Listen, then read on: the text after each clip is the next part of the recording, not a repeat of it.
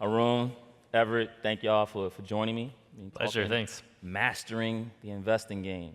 And in this interesting time with the economy still uncertain, you have recession and inflation fears.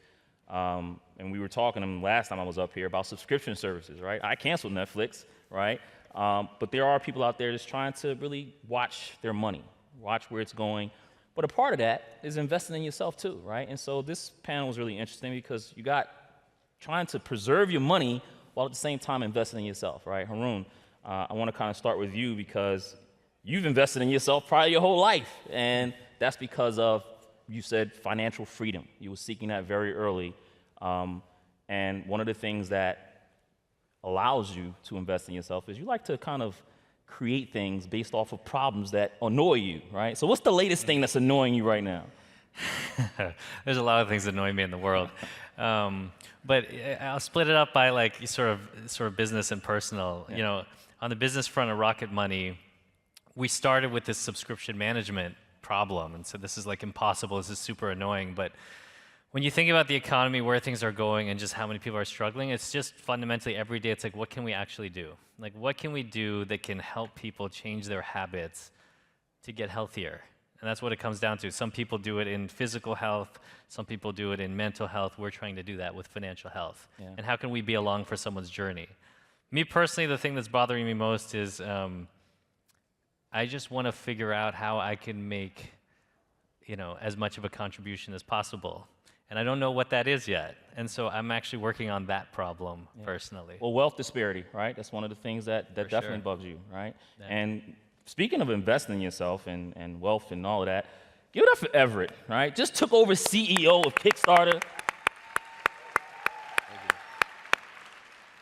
Congrats, man. Did they give you more money?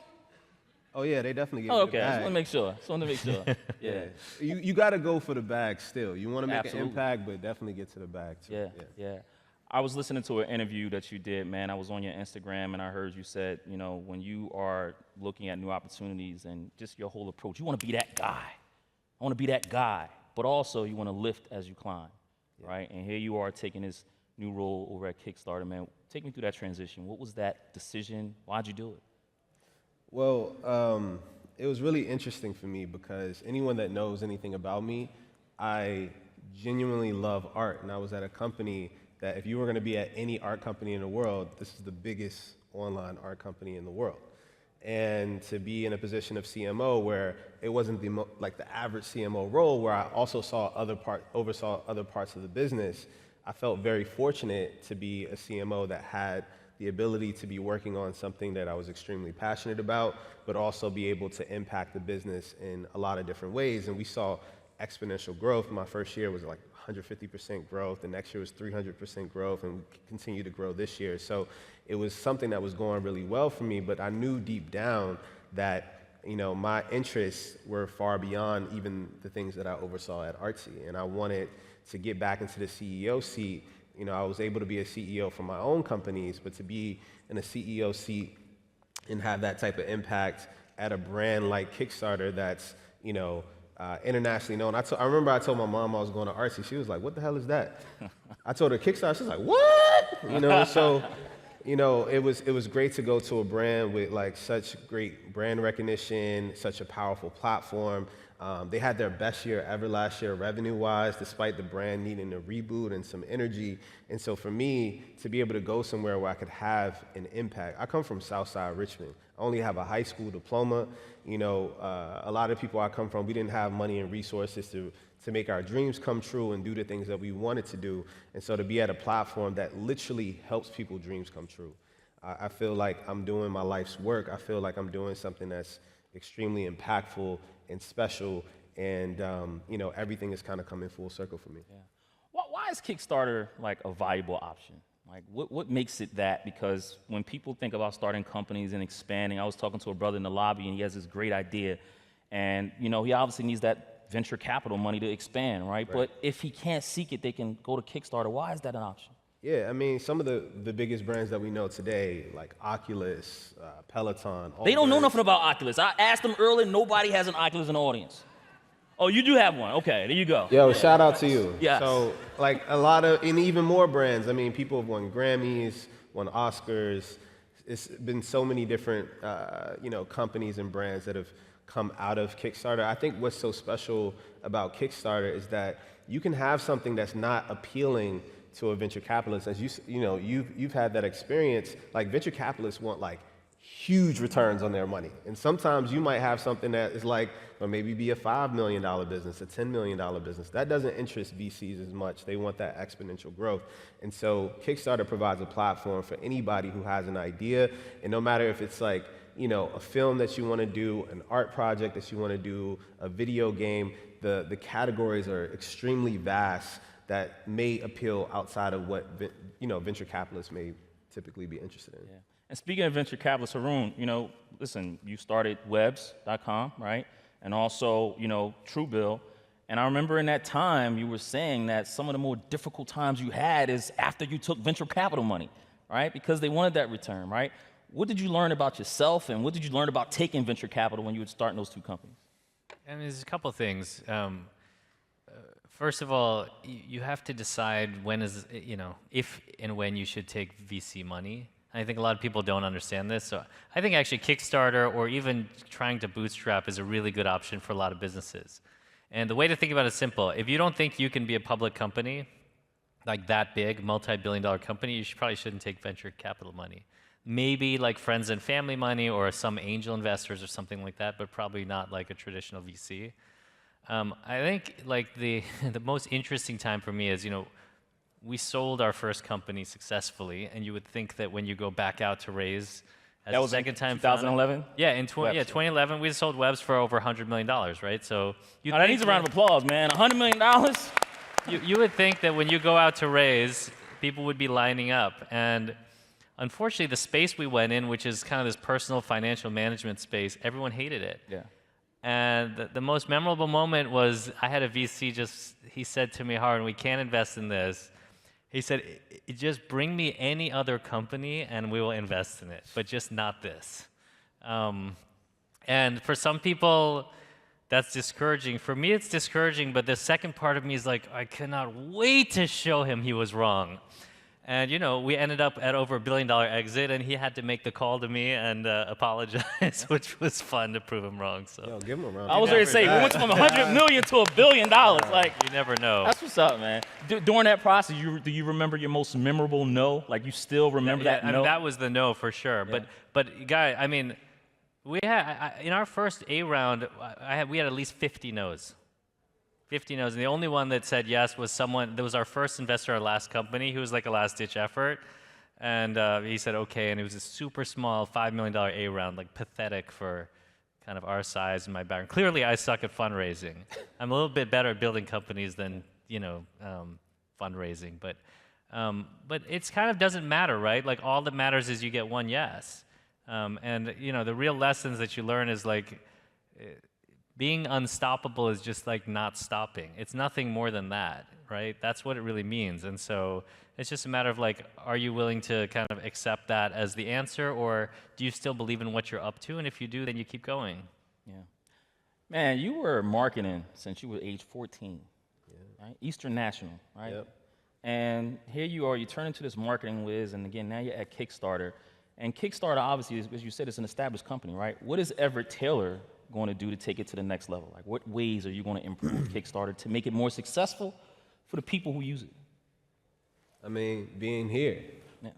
Everybody on here, download that damn app, Everyone get on there, and create some or back something. For me, it's all about humanizing the brand. I couldn't wait to be in front of you all today because I think it's so important to touch the people that you're impacting and touching the people that could potentially impact the lives of so many on that platform. We've had over $7 billion pledged to people all around the world through our platform at Kickstarter, and every little bit counts.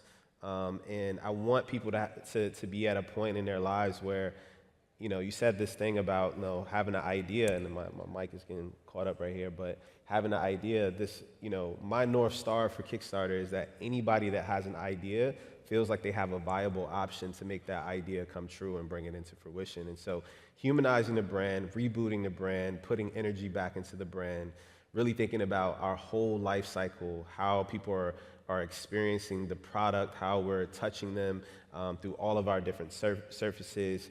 What are the M&A opportunities that we have where we can actually get a better hold on the crowdfunding industry in general? These are all the things that I'm personally thinking about. But we have a great platform. We just got to continue to improve our product. We got to continue to humanize the brand, and we got to just continue to get the brand out there. We have a huge opportunity also with Gen Z, right? A lot of millennials know Kickstarter. A lot of Gen Xers know Kickstarter, but there's an opportunity for a new generation of creators to be able to utilize this platform. So I'm really excited to be able to do that. I feel extremely grateful to be in front of you guys today. Honestly, this is why I do what I do. To be able to be in front of people, to be able to help people, and yeah, man, I'm gonna give it my all every day. Yeah, you said something important, man. Is in full transparency, I met Everett for the first time last night, right? We just so happened to be walking in the lobby, and we sat down and we talked. But in an email, me and you was going back and forth about something, and you had talked about brand building and why it's important to establish that audience before trying to go and raise money and expand. Why is that important? Well, the thing is that I appreciate like all the love I've gotten, with the announcement of Kickstarter. Most of that's fake love, guys. Most of the people that are gonna like show support or whatever, those are the people that most of those people aren't gonna like genuinely support you. And that's why it's important to build like genuine, authentic audiences that no matter what you do, they're gonna support you. These are the people that are gonna subscribe to your email list. These are the people that are gonna donate to your Kickstarter. These are the people that are gonna donate to your friends and family round. Like, you wanna build a small, devoted audience of people because, listen, being an entrepreneur or being in the world of business, we have multiple lives, right? Whatever you're doing right now, I'm gonna keep it 100 with you. I gotta do this. Yeah. Go back and look at the people that won Forbes 30 under 30 even 4 or 5 years ago. And look, most of them ain't doing the same shit they were doing 4 to 5 years ago. That's just real. Like, there's gonna be different things. You're gonna fail, you're gonna succeed, but if you have a genuine audience that you build, they'll support you through the ups and the downs and the new things that you want to start. Yeah. Haroon, when you was going and building Truebill, right? And as I was talking earlier, I canceled Netflix, right? And I still don't know how to keep up with my subscription services, right? When you were going through Truebill, like, what was that moment that you knew that this was going to work? Because it's still kind of hard to subscribe to somebody that's keeping track of my subscriptions. Now think about that. I got to subscribe to you so you can keep track of everything I subscribe to. Yeah. There's a lot of irony in that, and that, adding a subscription service to a subscription cancellation service was something we desperately avoided for as long as we could until we almost went out of business. And so that was actually a last-ditch effort. We said, well, maybe people will pay for this thing, otherwise we have to shut it down. And what we found was, no, actually, people liked it enough to pay for it.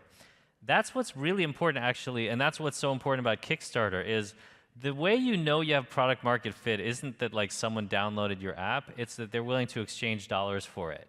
And I tell so many entrepreneurs this, that like, guys, the real goal is to get to your first customer.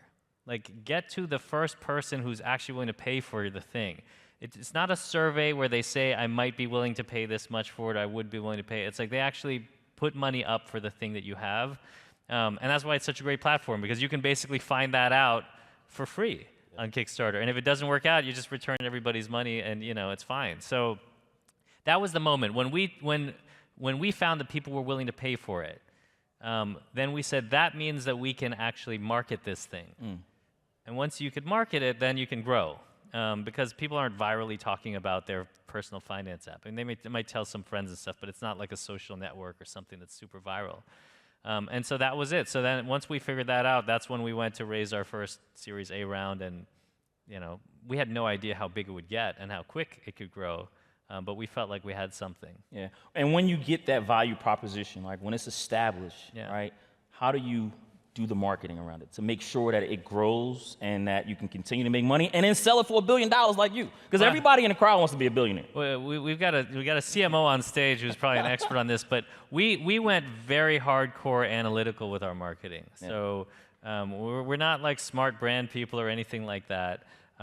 We just said, look, every business comes down to a simple equation, and I don't know why they don't teach this properly in business school. I was actually just talking to a group at Georgetown MBA students, and they hadn't gotten this concept. It's how much money do you make per customer divided by how much does it cost to get that customer, okay? And that's your LTV divided by the CAC.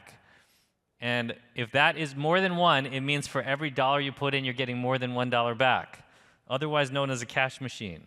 And so the game is just, what is that equation, and then how much marketing dollars can you apply while holding that equation constant? And that's basically what we did. Everyone in the company knew where they fit in that equation, what they were working on. We tracked it maniacally on a daily basis, basically. And we told the marketing team, not your job is to spend as little as possible. We said, here's the equation. Your job is to spend as much as possible within these parameters. Yeah. And I think a lot of people don't think of it that way. Everett, you the marketing whiz, you want to add to that? Yeah, I mean, it's the same thing for, when I was at Artsy or any place that you're going to be at. You want to get over 1. I know at Artsy we're approaching like 2 for our LTV to CAC, so we're making basically $1 for every dollar that we spent, so we could really scale paid marketing, and that's important. But what I will say is that, to answer your question, when you have product market fit, marketing becomes so much easier.